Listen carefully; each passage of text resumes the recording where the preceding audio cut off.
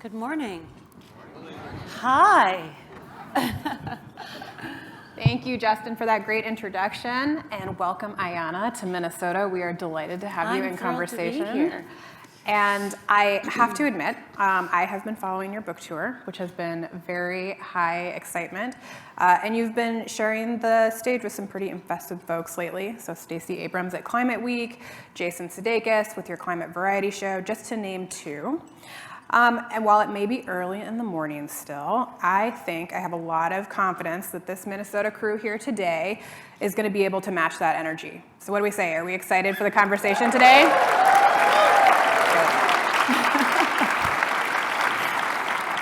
I'm like very deeply not a morning person. I'm just completely astounded by the amount of energy in this room at this hour. I mean, I can see why, though, after listening to those last few talks. I mean, there's a lot to be excited about here. There is. Well, if you're ready, let's dive in. Let's do it.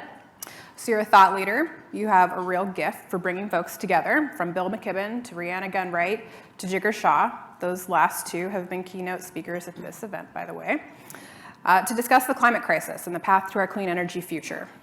And you did this all in your ambitious new book. And through this book, you're taking a radical new lens to the climate crisis. What if we get it right? I wonder if you could just start by giving us kind of an overview here, why you think it's important to take this different perspective on the climate crisis, and what really compelled you to write this book now. I guess the fact that you would categorize it as radical is the reason why I think it's needed, right? Yeah. Like, it's radical to focus on solutions in a world where we're just constantly presented with the problem, as the mayor was mentioning, right? I mean, I think for me, I was like, we don't need another book about the problem. We don't need more documentaries about the problem. I think it's reckless for the news media to cover climate impacts without also in the same breath talking about what we could do to make things better. Because, you know, we have the solutions we need, right? If anything that we've just seen from this 2030 vision, it's a matter of like how swiftly and how justly we can achieve these goals. And I have never been in a room that's gotten so much applause for building codes. So I'm really excited to be with you. That is a remarkable vibe I have not yet experienced. I always say building codes and people just are like, and I think even just hearing geothermal in this room, my house is on geothermal, but that's not exciting as an individual. It's the district heating, the cities embracing it, the states embracing it, the energy goals. So I think, to me, the more we can focus on what's possible, I don't consider myself an optimist, which surprises a lot of people. I mean, the book title is "What If We Get It Right?" ? Like, I don't know if we're going to get it right, but I know that we could. And I think sometimes the more honest answer, the more honest title for the book is like, what if we get it as right as possible? Yeah. Because so much has already changed. Yeah. And we can't put all those greenhouse gases back in the bag in any sort of near-term sense.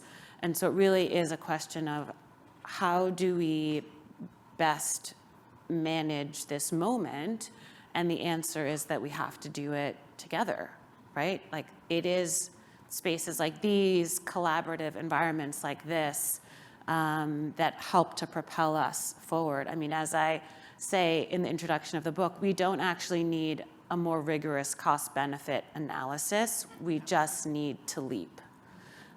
That's what the moment calls for.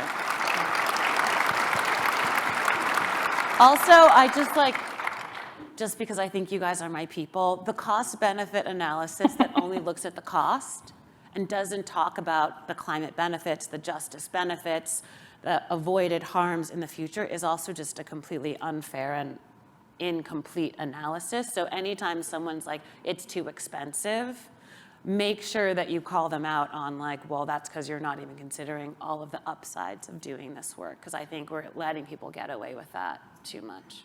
That's right.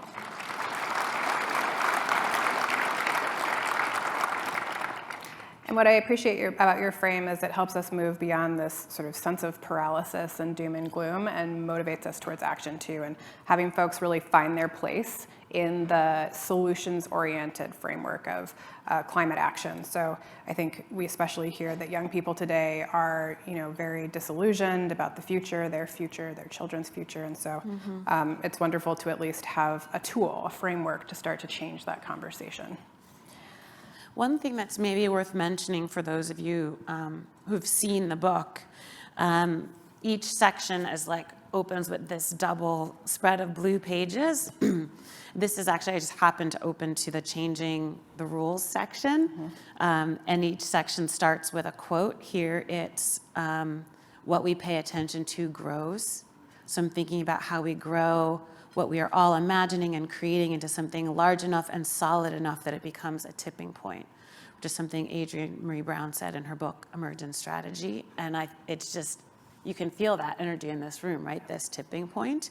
But I opened this section because I think the way that I laid out the book, each section opens with a list of 10 problems and 10 possibilities, because I think we always need to talk about those things together, right? Side by side, the minuses and the pluses, the ways that we can adapt, the ways that we can become more resilient, the ways that we can better take care of each other as we go through this inflection point for humanity, is kind of how I get my head around it. So while, I'm perhaps too much of a scientist to be an optimist, or maybe too much of a cynic about a lot of humanity actually getting it together and collaborating generously, which doesn't always happen.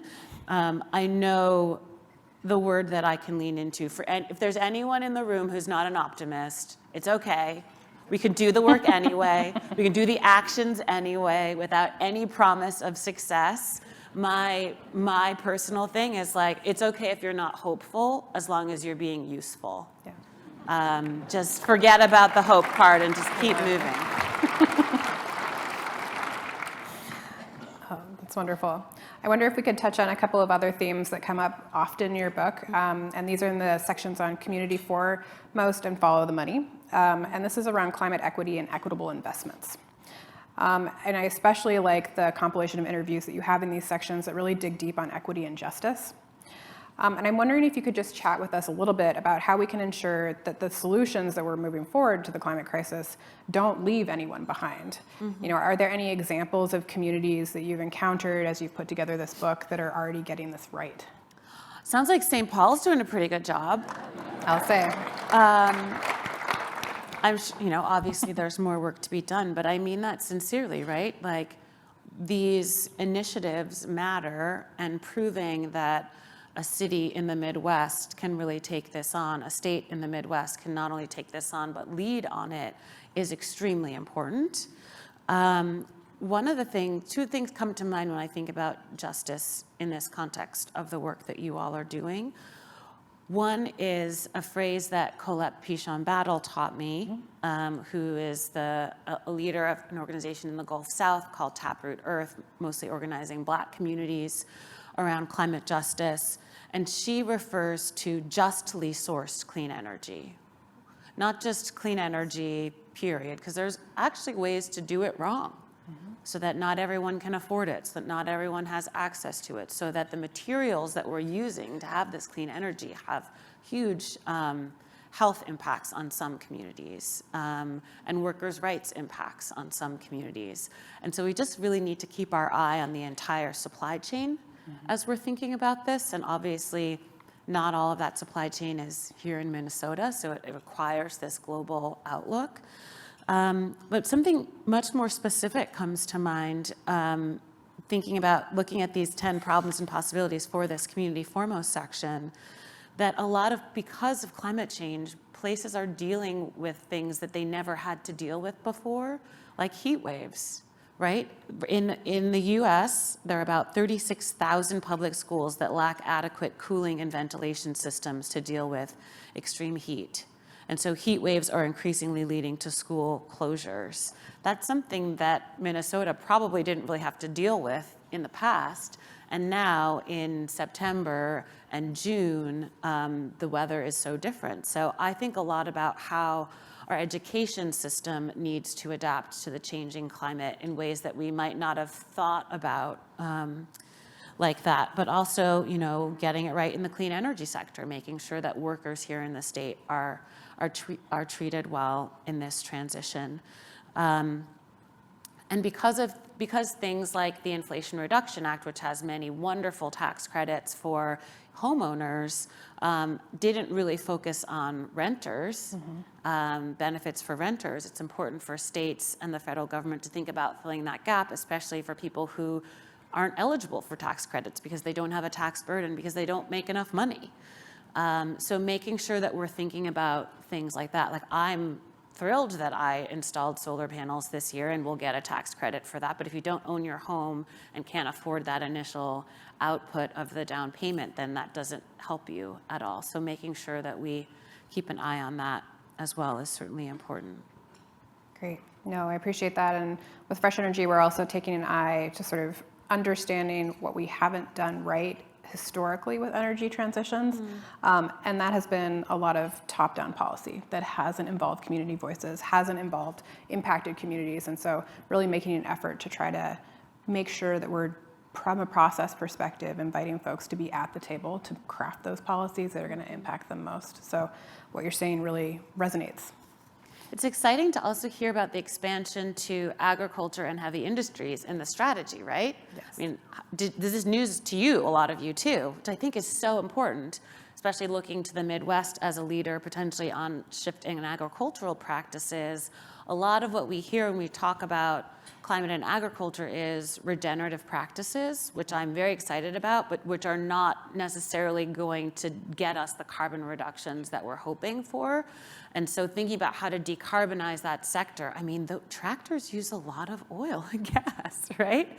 The transportation of it all, there's so much fossil fuel use in that industry that people are just thinking about the soil and not also that other part. So I'm just really excited that you all are tackling that, and heavy industry is considered potentially the hardest sector to decarbonize. So kudos to you all for not shying away from the really tricky parts of this as well. No, I appreciate that. And we weren't joking when the conversations are going to get harder. And we're looking to you all, our partners in this work, to be able to lean in and try to work together to find those sort of alignments to be able to move forward with these solutions. It's going to be a challenge. And I wonder now if we could kind of pivot a little bit to talking about technology and policy a little more deeply. And I think we heard it from Brenda Castellius and also from yourself in this book that we hear so often that climate solutions are wholly dependent on both technological innovation and strong policy frameworks. But you argue, I think really well in your book, that we already have developed many of the technology solutions that we'll need to combat the climate crisis. So I'm wondering if you could dig in a little bit and just elaborate on this point. And if this is indeed the case, which I think we agree to, what do you see as the most important policies that we'll need to accelerate the energy transition? So both in the Midwest and nationally. So oftentimes I think what slows us down is people think we're like waiting for some magical new tech thing before we can do this.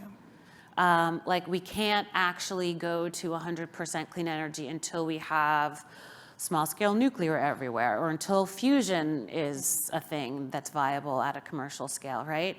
And I think so many people just don't understand that we have the solutions we need, right? From building codes to geothermal to just the variety of clean energies that are now available to us, to thinking about transportation options changing, to thinking about energy efficiency, which doesn't often get a lot of excitement, but if we can be more efficient, that means we have to build a lot less renewable. To thinking about just how we protect and restore ecosystems, that nature is something like a third plus of the solution we need. That very often gets left out of the conversation. And as an ecologist, I'm always like, also nature, also the ocean.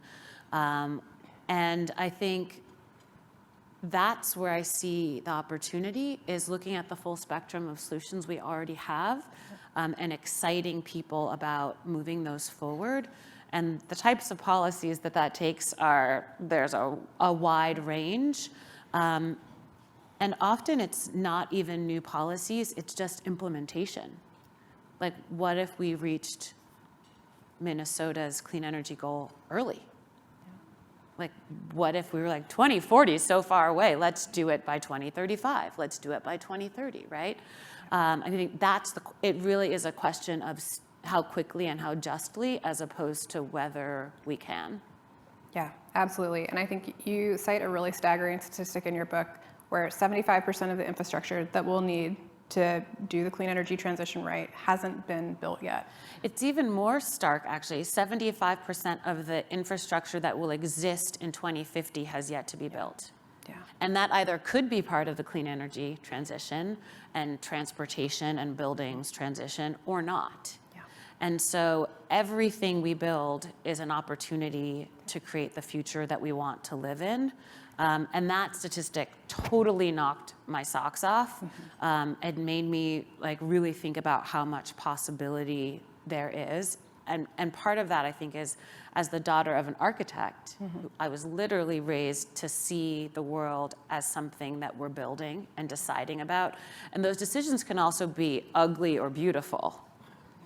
So one of the questions, the what if questions I pose in the book, which is really a question to myself, is what if climate solutions are beautiful? What if climate adaptation is beautiful? Like, that is a choice we could also embrace. And I think that's really exciting and maybe a way to lure more and more people into this work. If we think about the design piece of it as opposed to merely the functionality, because it doesn't cost more necessarily to build something elegant. Yeah. It just takes some thought. Absolutely. Now I have to ask, you mentioned implementation, and I just love this. In your book, you say that implementation is the sexiest word in the English language. I stand by this. Yes, and I don't know Anyone agree with me? Let's see. Well, Fresh Energy definitely agrees with you, and implementation is a really key element to our new strategic framework. And yeah. So I wonder if you could just chat with us about what the word means to you and why you think it's so important. I mean, there's a lot of talking. There's a lot of talkers. There's not a lot of enough doers. Yeah. And so what I think about is, and what I've actually, on this book tour, this is exactly the halfway point of the book tour, although I keep being tempted to add new stops. I just met someone from the Field Museum in Chicago and was like, maybe Chicago needs to be part of this. So I've come to see my role as welcomer. Yeah. That is the first word in the introduction of my book, is welcome. This is a book about possibility and transformation, because I feel like the implementation question is really a question of how can we build the biggest, strongest team where everyone is using their skills, their resources, their networks, their superpowers to make this change. And so anything that we can all do to be more inclusive, that word is used often now in the sense of racial and economic equity, which I fully embrace. But when I say inclusive, I just mean literally we need everyone. Yeah. And so the more people from your community, from your workplace, from your places of worship, from your sports fandoms, from all of that you can bring into, we're in a sports building, which people would say Ayana, you said sports building. That means you clearly are out of touch. Which is true. I'm completely out of touch with many, many things in popular culture. But I think that's the challenge to us is, being as welcoming as we can so that the implementation can accelerate. Great. Well, I think we have time for one more question, and I really want to sort of move the conversation into the sphere of, helping people to situate themselves within, climate action. How can we get involved? Your book presents, as you already mentioned, a joyfully pragmatic view of the future by saying, what if we act as if we love the future? And it's my favorite question. what if we act as if we love the future? What would we do differently if we had that mindset, which is such a simple question.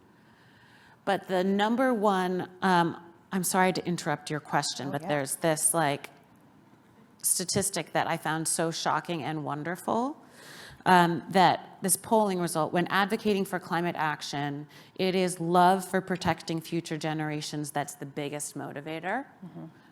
12 times more popular than job creation or economic growth. That really is what is getting people to roll up their sleeves. And I think for people like me who come out of a more academic, rigorous scientific training, I've always thought that was kind of corny and putting it off into the future, to have it be for our children, for future generations that we're pointing to, because it's now. But if that is most people's motivation, I think we really have to embrace that. And why have I been resisting that love is the motivation? Like, come on, like if that's what it is, let's just do it, right? Yeah. Absolutely. A couple other statistics that you cite: 62% of US adults feel they have a personal responsibility to reduce global warming, and yet 51% say they don't know where to start, which is a pretty stunning number. So I know that you don't think having hope is enough, neither do we. So what advice would you give people who want to get involved? And I wonder if you could start by stepping through this amazing Venn diagram. I think this is like the most important figure that you have in your book. Love a Venn diagram. But just helping folks to kind of situate themselves and how to move beyond the paralysis, beyond the sort of apocalyptic view of what's coming, into a solutions-oriented framework. So yeah, three simple circles. What are you good at? Those skills, resources, and networks. I find that this is actually the circle people have the most trouble with, because we tend to be really hard on ourselves. Like, I'm not really that good at anything. So be generous with yourselves as you think about this. And the skills that are needed are not just engineering and politics, right? We need the party planners, we need the web developers, we need the administrators, we need the project managers, we need the bus drivers, like the teachers, we really need everybody. We need the PTA presidents, right? Like, this really is, think about where you have influence, which spheres of influence you have, because we all have some. What work needs doing, I think everyone in this room is pretty clear on that. And I added the what brings you joy, because this is the work of our lifetimes.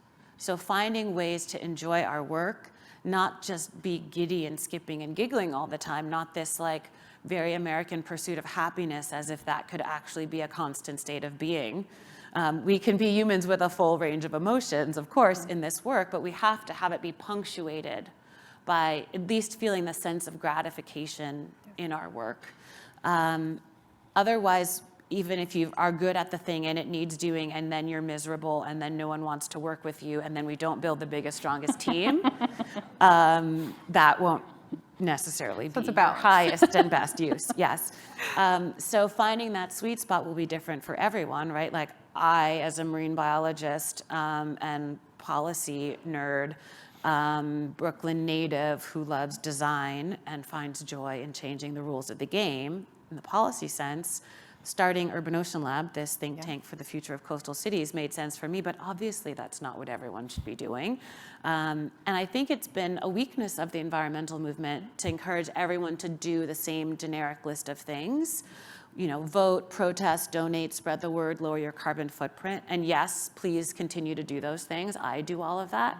But if we only focus on ourselves as individuals and not how we can change the larger systems, then that won't be enough. And so for the people who are not in this room, who you want to lure into the sexiness of implementation, help them think through that piece, because people often get caught up on just the household, individual piece of things instead of finding their role in the broader efforts. And so one thing I offered in this book at the end is to join something. So help others think about what they can join. And this opportunity to contribute to an existing effort. Oftentimes people immediately think, oh, I have to quit my job and go start a nonprofit. I'm like, absolutely not. please change the place where you already work. Please use the leverage you already have. But the thing that came to me as I was just listening to the opening remarks today was there's this list of 8 things, but number 4 and 5 stuck out to me. So 1, keep showing up. 2, find your superpowers. 3, join something. 4 is find your people. Like, who's your climate squad? When someone asked me that a few months ago, I had this immediate reaction that my people are conjurers.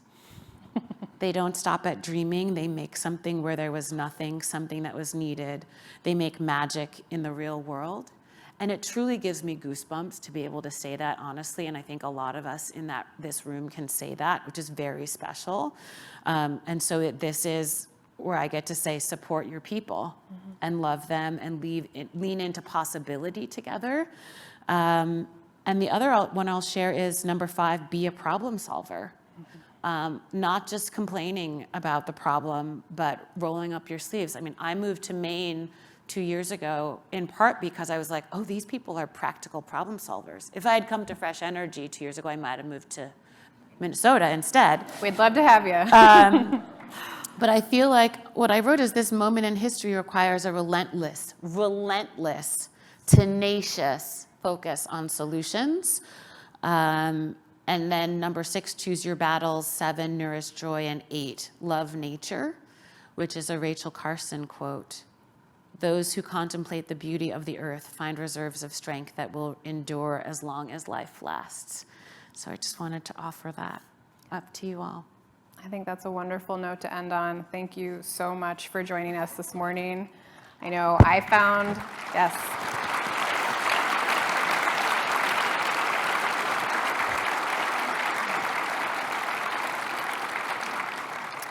I personally found your book to be immensely inspiring, and I know I speak for myself and the group when I say we've truly enjoyed being able to dig into the book's themes with you today. And it's really refreshing to challenge ourselves to engage with the climate crisis from this perspective, a perspective that dares us to focus on solutions, as you said, to do as much as we can to get it as right as possible, and all with a sense of humor. So Ayana, thank you so much for your time today. Thank you. Thank you so much. Go this way?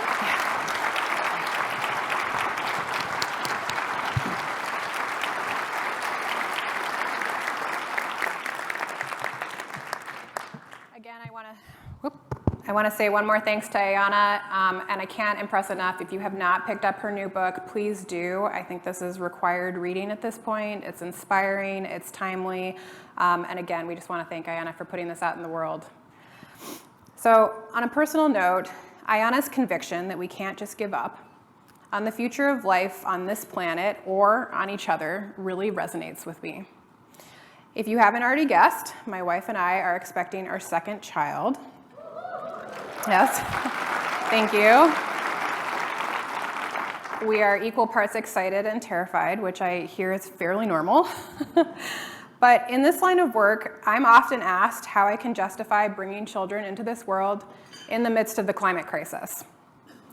Now, putting the rather jarring nature of this question aside, my response has always been that it's too early to give up, that we desperately need this and the next generation to take action and to be hopeful for the future of life on this earth. I am fighting for my daughters and the next generation to inherit a world where we are well on the way to solving the climate crisis. And I know I'm not alone, as we have more than 800 people registered to join this important conversation this morning, which is truly inspiring in and of itself. So thank you for joining us.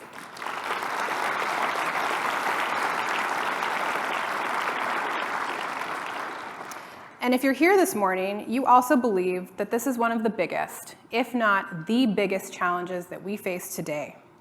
And you're also here because you trust that by supporting Fresh Energy, you're helping to fight the climate crisis. And I can tell you that is absolutely true. At Fresh Energy, we are all deeply driven and compelled to do this work.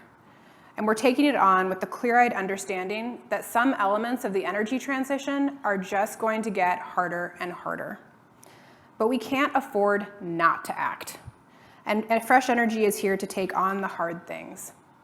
Our vision for the clean energy future actually depends upon it. Fresh Energy is bold and brave, and this should give you hope. I know as a parent, it gives me hope.